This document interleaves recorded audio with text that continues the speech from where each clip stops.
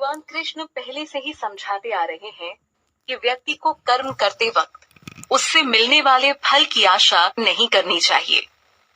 कर्म फल के बारे में सोचने का तात्पर्य हुआ कि व्यक्ति वो कर्म स्वार्थ के लिए कर रहा है, जबकि असली कर्म तो ईश्वर की प्रसन्नता के लिए होना चाहिए, क्योंकि जीव की आत्मा उसी परमात्मा का अंश है।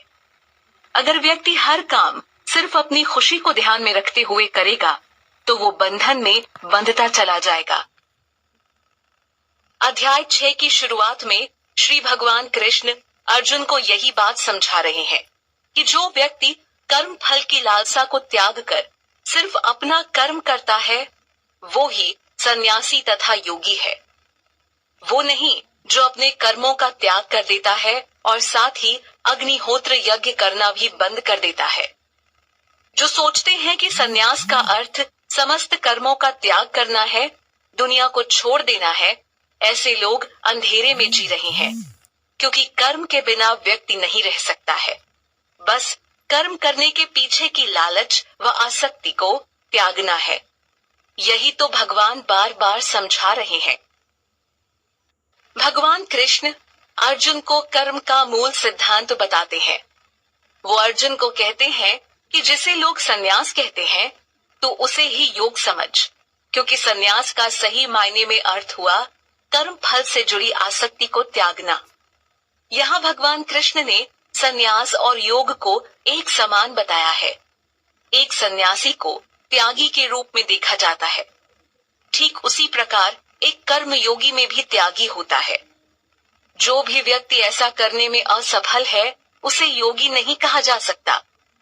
महज कर्म का त्याग करके ही कोई योगी नहीं बन जाता। योगी बनने के लिए एक अलग योग्यता चाहिए, त्याग भाव होना चाहिए, पर कर्म फल के प्रति न कि कर्म के प्रति।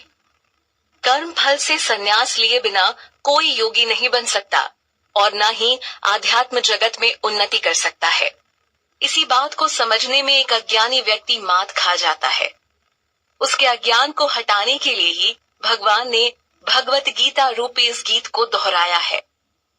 आरंभ में योग मार्ग पर चलने वाले व्यक्ति के सामने कर्म को एक साधना के रूप में प्रस्तुत किया गया है। एक बार व्यक्ति योगारूढ़ हो गया तो उसके बाद उसके लिए संकल्पों का त्याग करना ही कल्याणकारी होता है। योगारूढ़ व्यक्ति के लिए त्याग ही उसकी साधना है। त्याग भाव व्यक्ति में एकदम से नहीं आ सकता, क्योंकि उसकी प्रकृति ही ऐसी है। व्यक्ति शुरू से लेकर आखिरी तक प्रकृति के प्रभाव में रहता है, जब तक कि वो आत्म साक्षात्कार करने की अवस्था में नहीं आ जाता और यह समझ लेता कि वो भगवान का अंश है। जब तक व्यक्ति अपने संकल्पों और कर्म फलों के प्रति आसक्ति नहीं खत्म करता, तब तक उसे आत्म साक्षात्कार की अवस्था प्राप्त नहीं होती। ईश्वर को जानना एक अलग प्रक्रिया है। इस अवस्था में जो कुछ होता है वो सब भौतिक धरातल से ऊपर है। ईश्वर आध्यात्म जगत के हैं, इसलिए योगी पुरुष के लिए संकल्पों का त्याग करना ही अच्छा है। पिछले श्लोक में योगारूढ़ शब्द का प्रयोग हुआ है। यहाँ भगवान कृष्ण अर्जुन को इसी का अर्थ बता रहे हैं। भगवान कहते हैं कि जब साधक इंद्रिय विषयों और कर्मों के साथ साथ सभी संकल्पों का त्याग कर देता है, यानी उनके प्रति अपने लगाव को खत्म कर देता है, तब जाकर वो सही मायने में योगारूढ़ कहलाता है। यह वो अवस्था है जब व्यक्ति स्वार्थ के स्तर से ऊपर उठ चुका होता है। भगवान पहले भी बता चुके हैं कि कर्म किए बिना व्यक्ति नहीं रह सकता है। अब जब वो कर्म करता है तो हर कर्म से मिलने वाले फल की कामना से उसके अंदर स्वार्थ जन्म लेता है। आत्म साक्षात्कार की अवस्था को इसीलिए श्रेष्ठ बताया गया है, जिसमें व्यक्ति का मन परमात्मा तत्व से जुड़कर फिर इधर उधर सांसारिक विषयों में नहीं भटकता। मन की चंचलता स्थिर हो जाती है। भगवान को एक बार समझ जाने पर फिर अपने आप ही विषय भोगों से व्यक्ति का मन हटने लगता है। फिर वो सही मायने में योगारूढ़ बन जाता है। इस संसार में दूसरा व्यक्ति एक अच्छे दोस्त, माता पिता या पति पत्नी के रूप में सिर्फ एक सीमा तक ही आपकी मदद कर सकता है। उस सीमा के टूटने के बाद परमात्मा तत्व को समझने की कोई संभावना नहीं रह जाती। लेकिन जिस दिन आपने खुद को समझ लिया, आत्मा और परमात्मा को समझ लिया, वह योगारूढ़ व्यक्ति बन गए। उस दिन आप स्वयं के सबसे अच्छे दोस्त भी होंगे। इस श्लोक में भगवान अर्जुन को यही समझा रहे हैं कि मनुष्य को अपने मन पर नियंत्रण कर अपना कल्याण करना चाहिए, न कि मन के हाथों गुलाम बनकर खुद का पतन करना चाहिए। व्यक्ति चाहे तो खुद का ही अच्छा दोस्त बन सकता है या फिर शत्रु भी। मन पर नियंत्रण रखने के विषय पर भगवान शुरू से भी बल दे रहे हैं। पिछले श्लोक में भी योगारूढ़ व्यक्ति के बारे में बात हुई है, जो कि त्याग भाव से खुद को उन्नत कर सकता है।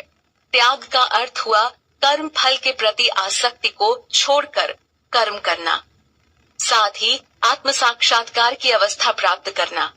आज मन ने ही व्यक्ति पर पूर्ण नियंत्रण किया हुआ है। मन की सुनते सुनते व्यक्ति का पतन हो जाता है और इसी बात को वो समझ नहीं पाता। इसलिए जरूरी है कि भगवान कृष्ण की बात को याद रखा जाए कि व्यक्ति इस मन के द्वारा ही खुद के अनुभवों को अच्छा या बुरा दोनों बना सकता है। मन पर नियंत्रण ही एकमात्र सही रास्ता है। व्यक्ति को खुद का मित्र बनने के लिए अपनी इंद्रियों पर नियंत्रण रखना होता है।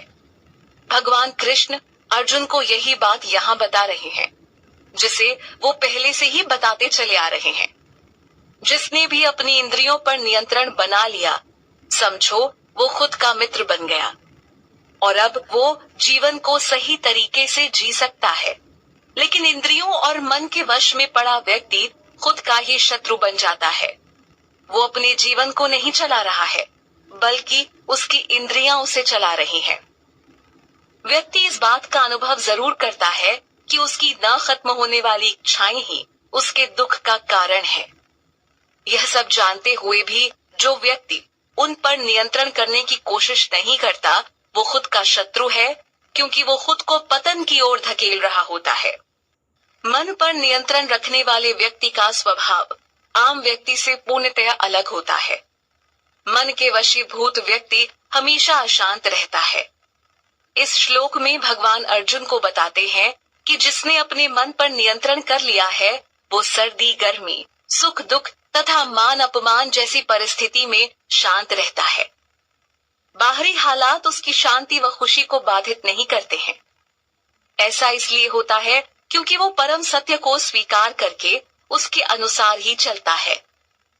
ऐसी अवस्था प्राप्त कर लेने वाले पुरुष को परमात्मा प्राप्त होते हैं, यानी उसमें परमात्मा आत्म रूप में विद्यमान होते हैं। जिसने अपने अंदर के आत्मा और परमात्मा तत्व को समझ लिया, उसे बाहरी गतिविधियां कभी अशांत नहीं कर सकती। यही ब्रह्म की शक्ति है। यहाँ एक बार फिर एक योगी के गुणों की बात हुई है।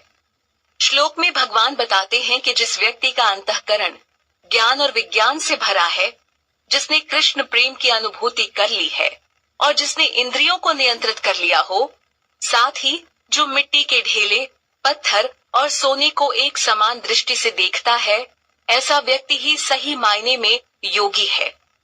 एक आम व्यक्ति के लिए बेशक मिट्टी की तुलना में सोना और सोने की तुलना में हीरा श्रेष्ठ हो सकता है, लेकिन कृष्ण प्रेमी के लिए यह सारी वस्तुएं मात्र भौतिक हैं और बंधन का कारण हैं। उसके लिए तो आत्म तत्व से बढ़कर और कुछ भी नहीं।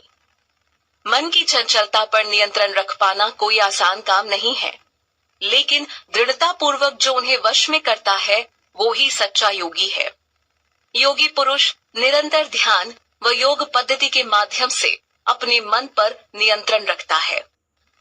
समभाव रखने का विचार आज के समय में बेशक हर किसी को नामुमकिन सा लगे, लेकिन इसे ही एक अहम तत्व के रूप में भगवान कृष्ण द्वारा प्रस्तुत किया गया है।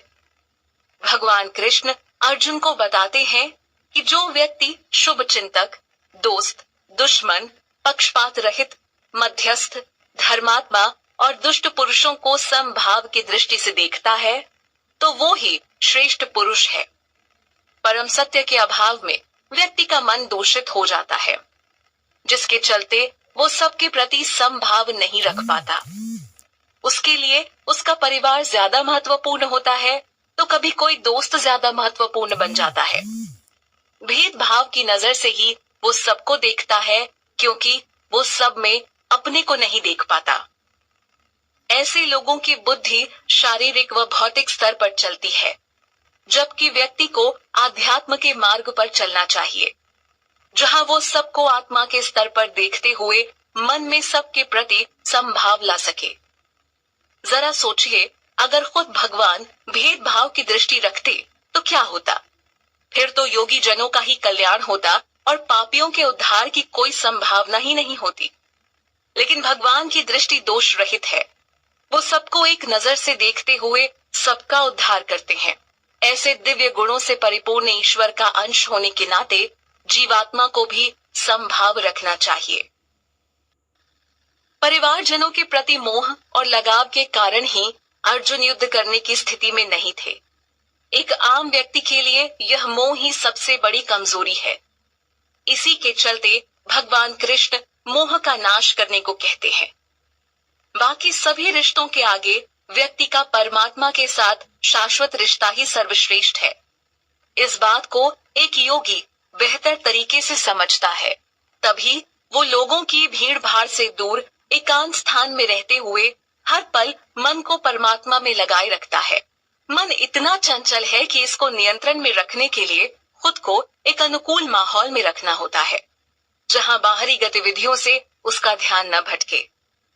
व्यक्ति को खुद के लिए एक अनुकूल माहौल व परिस्थिति बनानी पड़ती है, क्योंकि जब भी वो ध्यान में बैठता है तो बहुत से बाहरी तत्व उसको जरूर भटकाते हैं, लेकिन उसे अपने प्रयास में कमी नहीं लानी चाहिए।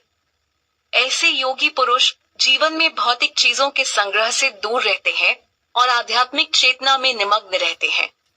साथ ही वो अपने मन और शरीर पर पूर्ण नियंत्रण रखते हैं। शरीर और मन पर नियंत्रण रखना बेहद आवश्यक है। व्यक्ति चाहे तो ऐसा कर सकता है। 84 लाख योनियों में केवल मनुष्य के पास ही ऐसी क्षमता है कि वो भगवान के साथ अपने संबंध को समझ जन्म मरण के चक्र से छुटकारा प्राप्त कर सकता है। लेकिन इसके लिए उसे योगी जैसे गुण पैदा करने होते हैं, जिन गुणों के बारे में भगवान विस्तार से अर्जुन को समझा रहे हैं। एक बार इन्हें अपना लेने से जीव परम शांति को पाकर सुखी रहता है और जीवित रहते हुए ही आत्म चेतना में लीन हो जाता है। यहाँ योग अभ्यास व उसकी पद्धति पर बात हुई है कि एक व्यक्ति को ध्यान में किस प्रकार बैठना चाहिए। भगवान बताते हैं कि योगी जन को चाहिए कि वो किसी साफ सुथरे एकांत स्थान पर जाकर वहां अपने बैठने के लिए एक आसन तैयार कर ले, जो ना अधिक ऊंचा हो और ना अधिक नीचा। पहले वो आसन के लिए कुछ घास बिछा ले, फिर उस पर मृग छाल और फिर उसके ऊपर एक साफ वस्त्र बिछा ले। आसन तैयार हो जाने के बाद अब वो उस पर बैठ जाए और अपने मन व इंद्रियों को वश में करते हुए मन को एकाग्र करे। साथ ही आत्मशुद्धि के लिए हरि नाम योग का अभ्यास करें। योगाभ्यास के लिए योगी जन ऐसे ही किसी एकांत व शांत जगह पर चले जाते हैं। बाहरी गतिविधियां अक्सर मन को विचलित करती हैं। मन छोटी से छोटी बात पर भटक जाता है। ऐसे में परमात्मा तत्व पर ध्यान को स्थिर कर पाना मुश्किल हो जाता है। यह प्रक्रिया देखने व सुनने में भले ही कठिन लगे, लेकिन असंभव नहीं है। यहाँ भी योग पद्धति पर बात हो रही है। पिछले श्लोक में योगी का आसन कैसा होना चाहिए, इस पर चर्चा हुई और अब यहाँ भगवान कृष्ण बता रहे हैं कि कैसे उस आसन पर योगी को बैठना चाहिए। आसन पर बैठते समय शरीर, सिर और गर्दन को सीधा रखना होता है। मंद आंखों से वो सिर्फ नाक के अग्रभाग को देखे, उसी पर ध्यान लगाए, न कि यहाँ वहां सभी दिशाओं में नजर घुमाए। इसके बाद व्यक्ति को चाहिए कि वो शांत व निर्भय होकर ब्रह्मचर्य का पालन करते हुए अपने मन को मुझ में स्थिर करे, केवल मुझ पर अपना ध्यान लगाए।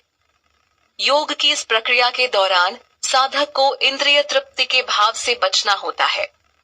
समाधि की यही पूर्ण अवस्था होती है, जब मन स्थिर होकर भगवान में लीन हो जाता है और भगवान कृष्ण को ही अपना परम लक्ष्य मानता है। इस अवस्था को प्राप्त करके योगी जन जीवन के जन्म मरण के चक्र से छुटकारा पाते हैं। उनके अंदर से सारा भय मिट जाता है और परम सत्य के साथ वो हमेशा शांति में निवास करते हैं। लेकिन भौतिक संसार में फंसा व्यक्ति हमेशा भय में रहता है, क्योंकि यहाँ कोई भी अवस्था स्थिर नहीं है। अगले ही क्षण क्या हो जाए उसे पता नहीं। लेकिन ब्रह्म का ज्ञान हो जाने पर एक साधु पुरुष हर अवस्था में स्थिर व शांत रहता है। मन की चंचलता व्यक्ति को कभी भी एक स्थान पर ठहरने नहीं देती। बंदर की तरह मन एक डाली से दूसरी डाली, फिर एक पेड़ से दूसरे पेड़ पर उछलता ही रहता है। यानी मन की तुलना बंदर से करना कोई गलत नहीं होगा। अगर मन को बलपूर्वक और इच्छा शक्ति से नियंत्रण में न किया जाए तो व्यक्ति परमात्मा तत्व का उपयोग कभी नहीं कर सकेगा। वैसे भी जरा सोचें कि अगर मन किसी एक बिंदु पर केंद्रित ही नहीं तो अच्छा परिणाम भला कैसे पाया जा सकता है। एक छात्र यदि पूरे मन और लगन से पढ़ाई न करे तो उसके अच्छे मार्क्स पाने की क्या संभावना होगी, इसका अंदाजा आप लगा ही सकते हैं। संयमित मन के ही संदर्भ में भगवान कृष्ण यहाँ बता रहे हैं कि जो योगी मन को नियंत्रित करने का हमेशा प्रयास करते हुए मुझ में अपने मन को लगाए रखता है, वो निश्चित ही परम चेतना को प्राप्त होता है। योगाभ्यास द्वारा मन को नियंत्रित करना संभव है और योग परमात्मा से मिलवाने का एक बड़ा ही उचित माध्यम है। दुनिया की बाकी सारी चीजें तो आत्मा और परमात्मा के बीच मात्र बाधा पैदा करती हैं। भगवान कृष्ण अर्जुन को योगाभ्यास की पद्धति बता रहे हैं कि जो व्यक्ति बहुत अधिक खाता है या जो बहुत कम खाता है, इसके अलावा जो अधिक सोता है या जो कम सोता है, ऐसे लोग कभी भी योगी नहीं बन पाते हैं। कारण साफ है कि ये लोग योग नियम का पालन करने वाले नहीं होते हैं। हर एक साधना को करने का अपना तरीका व पद्धति होती है। संतुलन बनाकर ही व्यक्ति किसी दिशा में ठीक से आगे बढ़ सकता है। योग के लिए भी संतुलन और एक व्यवस्थित नियम की आवश्यकता होती है। भौतिक जीवन में व्यक्ति इतना मगन हो रखा है कि उसे सिर्फ कमाने, खाने तथा भोग विलास के आगे योग की प्रक्रिया व नियम जटिल लगते हैं। तभी ऐसे लोगों का योगी बन पाना मुश्किल होता है। योग को दुख व कष्ट मिटाने वाले एक उपाय के तौर पर सुझाया गया है।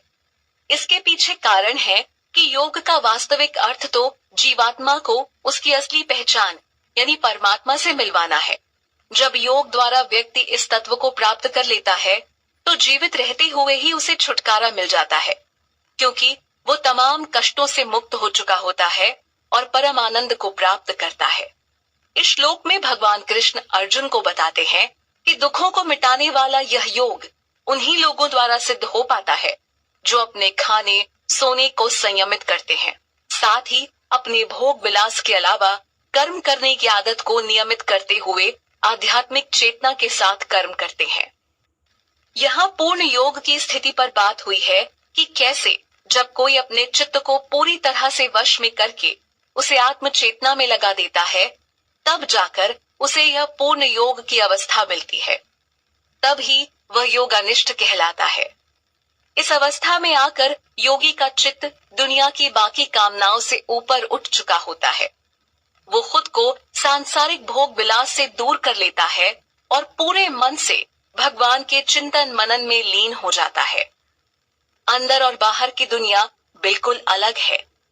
जब तक मन बाहर भटकता है तब तक उसे चैन आराम नहीं मिलता। उसे बाहर रौनक तो दिखती है लेकिन शांति नहीं मिलती। अंदर का रास्ता आत्मा से मिलवाता है और उसके बाद परमात्मा तत्व का दर्शन होता है। वो ही असली शांति है। इस श्लोक में बड़ी ही सुंदर बात हुई है। यहाँ बताया गया है कि कैसे एक दीप की लौ उस जगह बिल्कुल स्थिर रहती है जहाँ वायु का ज्यादा बहाव या प्रभाव नहीं होता, यानी जो जगह वायु रहित है। ठीक इसी प्रकार योगाभ्यास करते हुए योगी भी अपने मन को पूरा वश में कर उसे परमात्मा में स्थिर कर लेता है। किसी भी काम को करने के लिए काफी मेहनत व अभ्यास करने की जरूरत होती है, चाहे यह काम परमात्मा को जानना ही क्यों ना हो। यहाँ योगी के स्थिर मन की तुलना वायु रहित जगत पर जलती लौ से हुई है, जो सांसारिक विषयों पर यहाँ वहाँ नहीं भागता। योग की शुरुआती अवस्था और उसकी परिपक्व अवस्था में बड़ा फर्क होता है, जिसका ज्ञान भगवान द्वारा अर्जुन को कई बातों से मिलता है। योग बेशक एक आम व्यक्ति को बड़ा मुश्किल लगे, लेकिन जो इसमें योग्यता प्राप्त कर चुका है वो इसके अर्थ को समझता है। एक योगी जिसने पूर्ण रूप से अपने चंचल मन को वश में कर लिया है, वो अपने आप में ही परम आनंद का अनुभव करता है। वो अपने आप को आत्म स्वरूप में देखकर संतुष्ट होता है। इस बात को एक और तरीके से भी समझा जा सकता है कि जब व्यक्ति योग की उच्च अवस्था में पहुंच जाता है, तब वो परमात्मा की अनुभूति कर दिव्य आनंद प्राप्त करता है। बेहद ही गंभीर बात को यहाँ बताया गया है। परम आनंद जिसका कोई अंत नहीं है, ऐसे सुख को व्यक्ति कभी भी अपनी भौतिक इंद्रियों द्वारा अनुभव नहीं कर सकता। इसे केवल शुद्ध भक्ति की मदद से ही ग्रहण किया जा सकता है और आत्मा के स्तर पर ही समझा जा सकता है। यहाँ आध्यात्मिक जगत के सुख और भौतिक जगत के सुख के बीच एक तुलनात्मक भाव को भी महसूस किया जा सकता है। भौतिक जगत का सुख मात्र कुछ क्षण का होता है। वो कब दुख में बदल जाए कुछ कहा नहीं जा सकता। यहाँ दुख सुख का क्रम चलता ही रहता है। लेकिन आध्यात्मिक दुनिया में मिलने वाले सुख को परम आनंद कहा गया है, जिसे भौतिक धरातल पर अनुभव नहीं किया जा सकता है। इसका अनुभव व्यक्ति तभी कर सकता है जब उसने अपनी चेतना को भगवत चेतना में परिवर्तित कर लिया हो। इस परम आनंद को एक बार पाने के बाद योगी पुरुष फिर दोबारा कभी भौतिक जगत के विषयों के प्रति आकर्षित नहीं होता। भौतिक विषय उसे फिर कभी भी विचलित नहीं कर पाते हैं। जिस व्यक्ति को भगवान श्री कृष्ण का दिव्य ज्ञान मिल जाए और आत्म साक्षात्कार रूपी लाभ मिले, उसके लिए इससे बड़ा दूसरा कोई लाभ नहीं हो सकता। इस लाभ के मिलने के बाद व्यक्ति के जीवन में चाहे कितना ही दुख आ जाए, वो उन्हें आसानी से सहन कर जाता है। भगवान कृष्ण से अपने शाश्वत संबंध को समझने के बाद व्यक्ति भौतिक जीवन के भय से रहित हो जाता है। फिर उसे कोई भी दुख या कठिनाई विचलित नहीं कर पाती है। साथ ही श्लोक में दुखों के संयोग से वियोग हो जाने को योग बताया गया है। वियोग का अर्थ हुआ किसी चीज से छुटकारा मिल जाना, यानी अगर व्यक्ति को इस भौतिक संसार से मिलने वाले दुखों से छुटकारा मिल जाए तो वो योग हुआ। यही वास्तविक मुक्ति हुई। इसलिए ऐसे योग का अभ्यास उकताए बिना निश्चय पूर्वक चित्त से करना चाहिए। ऊपर के कई श्लोकों में योगाभ्यास व उसकी पद्धति के बारे में भगवान ने अर्जुन को बताया है। योगाभ्यास की मदद से ही व्यक्ति भौतिक विचारधारा से ऊपर उठ सकता है और दिव्य ज्ञान की मदद से आध्यात्म जगत में प्रविष्ट हो सकता है और परमात्मा की अनुभूति कर सकता है। यह श्लोक भटकाव से समाधान की एक व्यवस्था को बता रहा है। भगवत गीता का यही तो उद्देश्य है कि जीव अपने परम लक्ष्य श्री कृष्ण की शरण ले। यहाँ भगवान अर्जुन को सभी तरफ से मन को हटाने की बात कह रहे हैं, और ये भला कैसे होगा? इसके लिए त्याग करना होता है, जैसे कि संकल्पों का त्याग। संकल्पों का त्याग कर देने से उससे उत्पन्न होने वाली तमाम कामनाओं का त्याग हो जाता है। यह कामनाएं, इच्छाएं ही तो जीव के बंधन का मुख्य कारण है। इसके बाद मन की सहायता से इंद्रियों को भी सभी भौतिक धर्म से हटा देना चाहिए, क्योंकि इंद्रिय भोग में फंसकर ही जीव बंधन युक्त अवस्था में पहुंच जाता है। आगे भगवान बताते हैं कि जीव को अपनी बुद्धि से काम लेते हुए धैर्य पूर्वक व धीरे धीरे सांसारिक मोह से ध्यान हटाना चाहिए। इसके बाद जीव को अपना पूरा ध्यान सिर्फ और सिर्फ परमात्मा सेवा में लगाना चाहिए। ऊपर बताई बातों से स्पष्ट हो जाता है कि दुनिया की तमाम विषय वस्तु से बाहर निकलकर ही परमात्मा की राह मिलती है। लेकिन माया में फंसा व्यक्ति भौतिक जगत को ही अपना सब कुछ मानता है। इसलिए ही तो वो इससे ऊपर आध्यात्म के स्तर पर नहीं आ पाता। परंतु भगवान श्लोक में व्यक्ति को हर ऐसी वस्तु का त्याग करने को कह रहे हैं जो उसे परमात्मा से जोड़ने के मार्ग में बाधा है।